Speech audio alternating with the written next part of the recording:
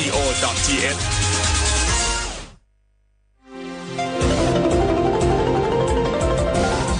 วิทยุแห่งประเทศไทย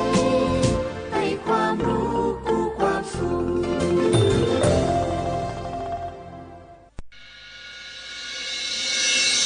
สถานีวิทยุกระจายเสียงแห่งประเทศไทยจังหวัดเชียงใหม่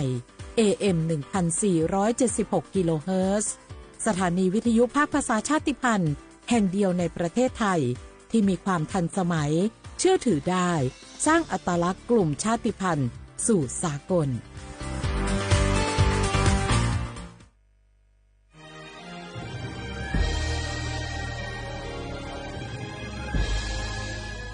เกิดเป็นคนไทยเติบโตบนผืนแผ่นดินไทยจงภูมิใจในความเป็นไทยชาติไทยเรานั้นนับเป็นชาติที่มีความเป็นมาเก่าแก่ยาวนานเรามีภาษาวัฒนธรรมและมีสิ่งต่างๆที่เป็นเอกลักษณ์ให้เราได้ภาคภูมิใจในความเป็นคนไทยเราควรเห็นคุณค่าและมีความรักชาติหวงแหนแผ่นดินอันเป็นมรดกของบรรพชน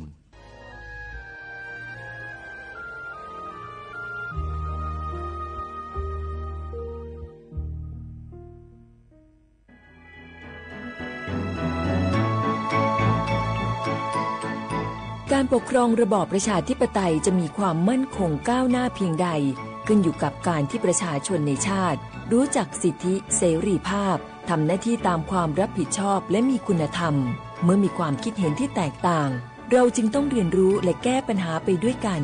ด้วยความสามัคคีปรองดองของคนไทยทั้งชาติเพื่อก้าวสู่ประชาธิปไตยที่มั่นคงรู้สิทธิรู้หน้าที่ตามวิถีประชาธิปไตย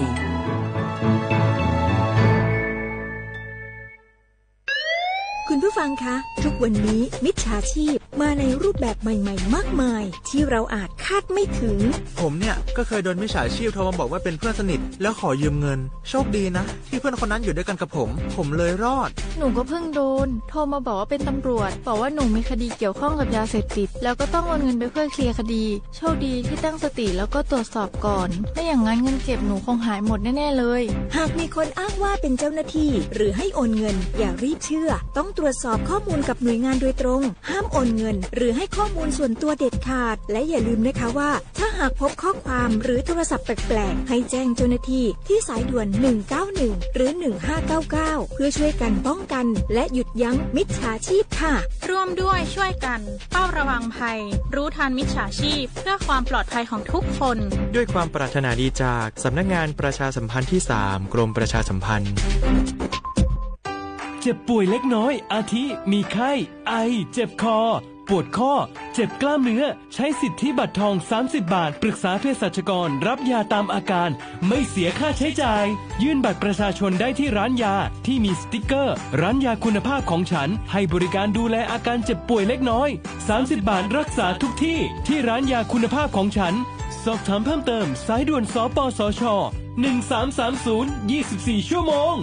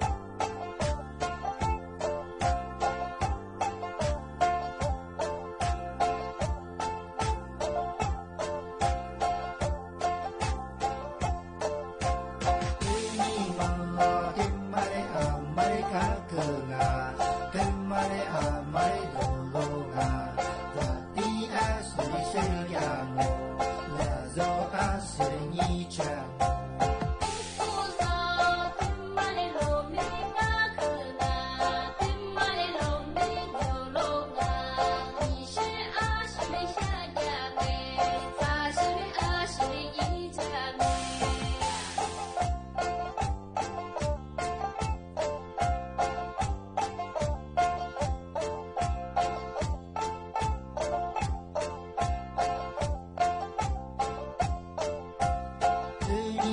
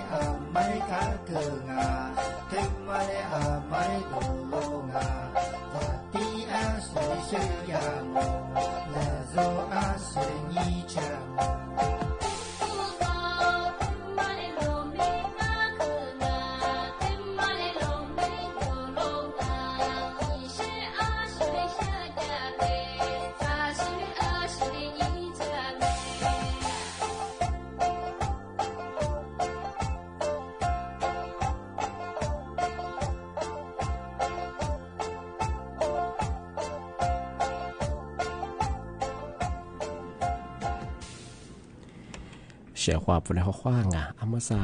หนีโมควาหนี3 โมงอ่ะเอารายการลิสงโดดเสียขวาไปแล้วไงเอาไว้เฉพาะถ้าวิทยุควาหนีนานาจะส่งอาทิตย์ดาวเฟซบุ๊กควาหนีตัวนี้ส่งยิล่าสุดก็คือข้อความงงเอารายการลิสงดูกุมยาธาสถานีวิทยุกระจายเสียงแห่งประเทศไทยจังหวัดใช่ไหมวะด่างเอาวิทยุมือจากประเทศยี่ระบบยา AM ยี่ความถี่เป็นยังคือที่ตัวลิยาสิจะโชว์ขึ้นกว่าจูญาดูหลังอาทิตย์ดาวระบบไลฟ์สดคือว่ายี่ Facebook ยี่เพจไปเหอสวทเชียงใหม่ AM 1476กิโลเฮิรตซ์เบอร์โทรศัพท์มันเป็นยังคือ053ไง276 007ไง053 276 007ของงานในบะเฮอฉุมมุควานีจิโมเฮอขวาดวงในแน่วะอาทิตย์ที่มุลบะเฮอหนีมุควานี3 โมหนาที่ยังควานีหนาเนียดสะดวงงานนี่ไม่ถึงยังงเป็นยังไงเอาลิซูอาบางโงเป็นยังเฮอว่าหาหนีสกูยิงนี่ไม่ถึงบะเฮอหลูนี่ยุโคหนีตัวหนีจังหวะโคอะไรเป็นยังไทยอาบางเป็นยังเฮอโฉหาหนีจังหวะนี่ไม่ถึงบะเฮอนาสัญญาจะมาขวางวันพุธที่25ไงเดือนมิถุนายนพศก็คือ2568เดี๋ยวก็มางงขวางทีนี้ถึงมางมันยังไงทำมาคือเอารายการลิสงด้วยอาทิตย์ด้วยคือไงมาเมนดีไปทีปีมากประกาศเ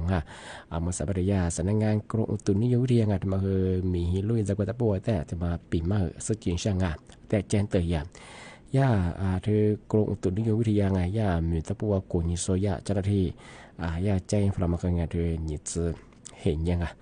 หนีจะเห็นยังว่านี่คือ15次ถ้าแบบนี้คือเหมือนหาที่คือเนี่ยเลี้ยเหบริงอาจจะคือมีโลหะอยู่มาคือจั่วบางพื้นที่ก็ ที่ก็ต้องอย่างคือมือหาคือเลี้ยงว่ามีโลหะเยอะไม่อย่างคือมาขยะแต่เนี่ยเอากว่าจะสุบงาที่เนี่ยจามไม่ใช่ไงยี่วุฒิที่มันบ่คือปีความมือหาคือพอเลี้ยงว่านี่สลิงว่าจุโมนี่สัญญาพอเลี้ยวมันจะอาจจะจำมังอนอวว่าอยู่บ้านจะสุบจะบ้านจะสุบคือแต่เนี่ยฝรั่งอ่ะชอบไงปีความมือหาคือพอเลี้ยงบ่คือว่าอันนี้ชื่อว่าน้องมือฝานใช้ประกาศว่าฮันลิสเลยบ่คือรับปัจฉิมาคือสวยเยี่ยงกว่ามาคือหลักส่วนเนี่ยเปียมันงอความเปียมันคืองอหลักส่วนเชื่อมาคือจวงงานบ่คือมือฮันลิจะบ่คือไงเท่าว่าอยู่บ้านจะสุบคือแต่เนี่ยฝาลาบ่ใช่ไงมือหาคือพอเลี้ยงบ่คือรับปัจฉิกว่าบ่คือรับป้ามแบงอสุดจนเบลลุชิลามังอ่ะมาคือยันตลายใช่ไงที่นี่คือซาสุคนเนาะว่าอยู่บ้านเนี่ยจะสิยาลามังกะมาคือเนี่ยแต่อันนี้มีความเสี่ยงเนี่ยบ่ใช่ไงยากที่จะเจนเตอฝรั่งอ่ะที่นี่ที่ว่าอาจจะเลือกความที่จะสู้งาอาจจะเคยมีจะสู้บ่คือปีความมือหาคือพอดีบ่คืออาจจะบ่คือคือมีอะไรบ่คืองอยี่อาจจะเลือกว่าเลบีเรื่องไม่คือน้ำท่วมมาคืองาอาจจะจำบ่ที่เกณฑ์นางอ่ะอันแบบว่าอาจจะเลือกความที่จะสู้งอบ่จะคืองาเอาไว้เห็นนี่ที่สุดได้บ่คืองามาคืเนี่ยแต่เนี่ยฝาละจำงาปีความว่าตึกมาฟ้าเชียนบ่คืองาเอาจะซื้อจำมาหรือว่าวุลมแบงอ่ะว่าอะไรกว่าจ่าจอคือจ่ากว่าจะมาไปวางอ่ะเอาทีนี้อีเห็นอย่างทีนี้แสดงว่าคืองามาขยะแต่แสดงยังว่าทีนี้ฝรั่งไม่ใช่งาบ่เคยจะอย่าสำนักงานกรมอุตุนิยมวิทยาด้วยมีแต่พวกกูนิสุแต่ยิสุพรรณที่เจนตัวฝรั่งอ่ะช่วงนี่จะเห็นอย่างว่านี่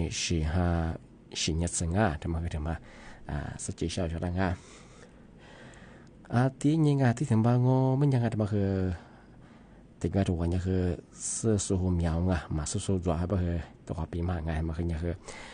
บอกว่าลงทะเบียนไงเที่ยวไทยไงก็ลักครึ่งไงถ้ามีกับเบี้ยก็คือที่มาที่เบื่อมั้งไงแต่มาสักคือย่าแม่ก็คือแม่เนี่ยย่าว่าลงทะเบียนจะถึงไงที่เที่ยงคืนวันก็คือเนี่ยย่าถวายยี่ข้อมูลอดีตก็คือนี่ไม่ถึงยังมั้งไงนี่ไม่ถึงก็คือยี่จังหวะยี่ช่องไงยี่จังหวะยี่ที่เบื้องมันจะคือย่าว่าเวลารถทะเบียนจะมองมันจะช่องกันเดียวนี่จังหวะนี่บ่คือนี่มันคือเวลาเนี่ยละเที่ยงคืนเงาะเที่ยงคืนซึ่งอย่างจีวังกับพวกจะมาคือทีเดียวรถ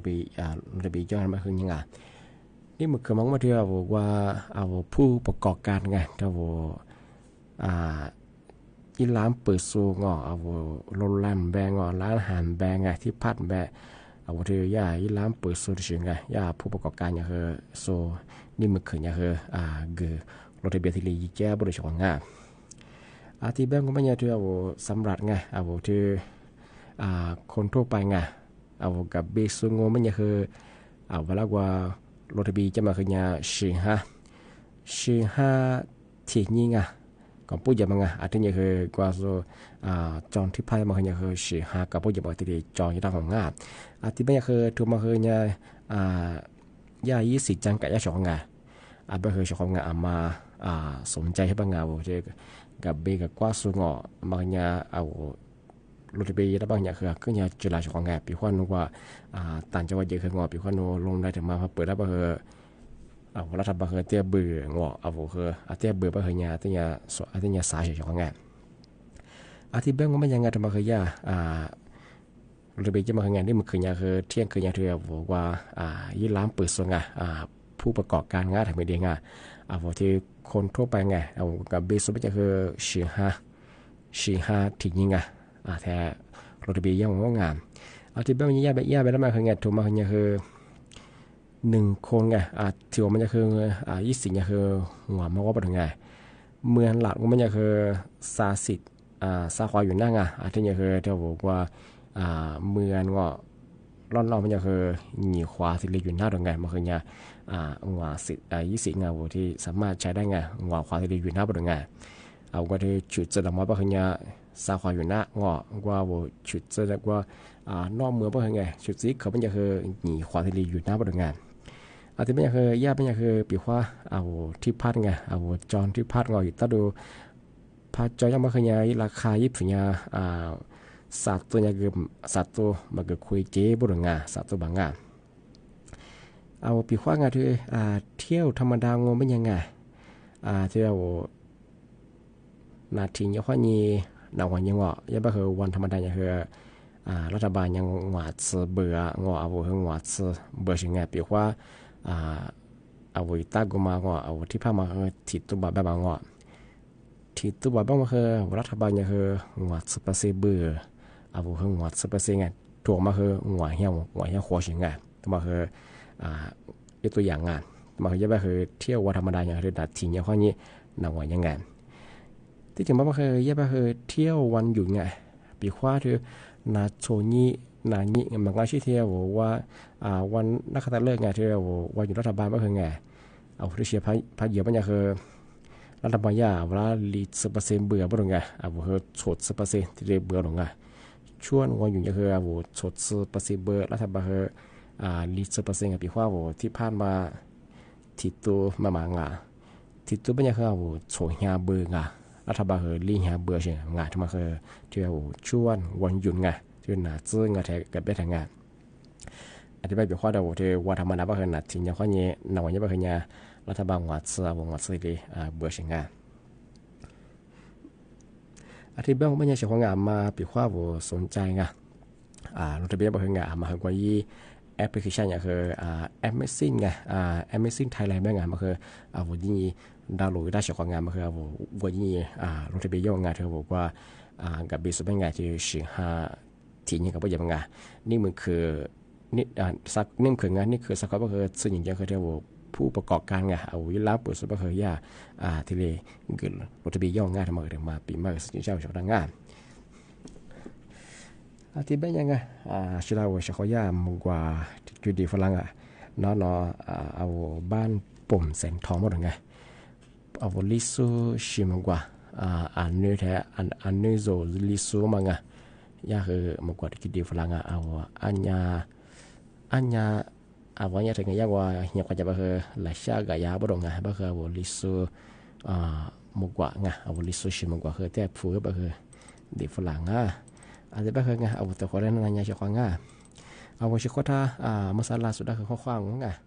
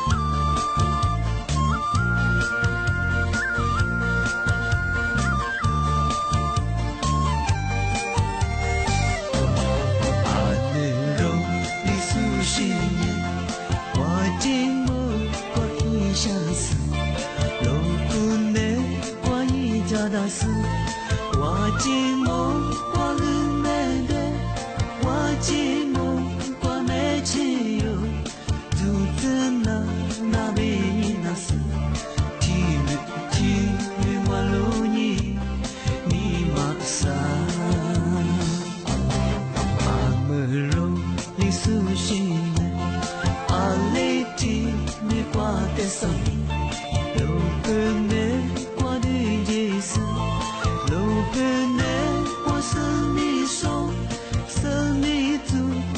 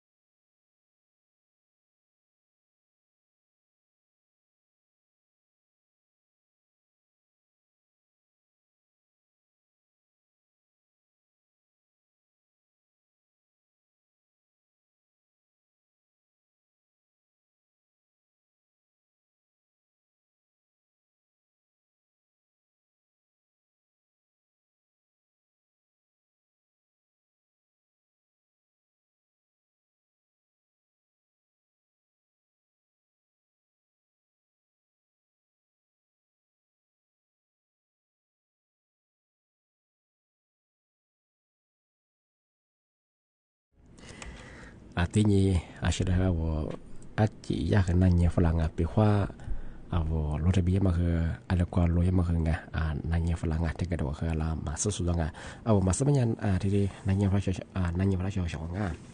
dia ni mukung banyak nga dia ni mukunya avo ni zi ngwa ni nga yi bela bah tian ke nga ji ci ni ji ka bu ya nga avo kwaเว็บไซต์ไงเว็บไซต์ก็คือไทยเที่ยวไทยไงคนละขึ้นไงCO ไง .com ไงอันนี้ก็คือมันก็ชื่อว่าว่ามาโทรศัพท์ก็จะสบายกว่าว่าอีแอปพลิเคชันเนี่ยAmazon ทันไรบ้างไงเป็นมาคือวันนี้ก็ที่ได้สามารถเราได้ไปนั่งไงว่าอีเว็บไซต์ง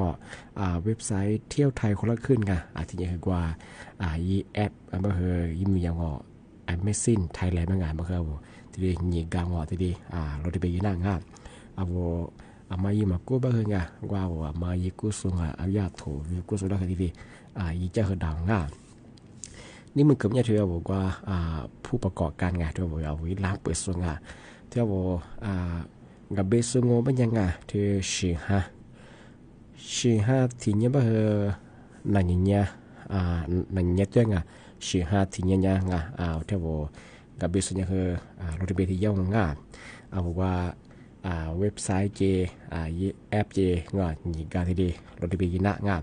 เราได้ไปยินกันยังว่ามันยังไงอยู่นั่นมันก็มันยังคือจะสื่อหาลี่นี้ความยิงสื่อหาลี่นี้ความยิงคือสื่อหาซาสื่อที่เนี่ยสิ่งที่คุณจะต้องว่าเนี่ยชุดสื่อเหตุกงโน้ตที่หาสิ่งนี้ความยิงที่หาสิ่งนี้เราได้ไปยินไปคืองใช้สีนั่นมันยังคือสื่อหาลี่นี้ความยิงคือสื่อหาซาสุดที่เนี่ยที่ดีอยู่หน้าของงานทำมาคือทำไม่ดีชงงานมีระเบียบชงงานที่บ้านของบ้านยาชงงานนี่มีคือนะปีมาคือที่เดียนจงงานเดี๋ยวว่าระเบียบยังมางานนี่มันคือเที่ยงคืนงานผู้ประกอบการงานที่บ้านคือเสนอเนี่ยงานสมควรอย่างคือจิมูคือทุกความหมดเลยความชงงานชงท่าวิธียุทธนาการส่วนงานไล่ส่วนตีสุดคือบ่มงงานชงงานบ้านคือเสนอเนี่ยงานสมควรอย่างจิมว่าคือความมันหลักความงาข้อว่าสวัสดีครับ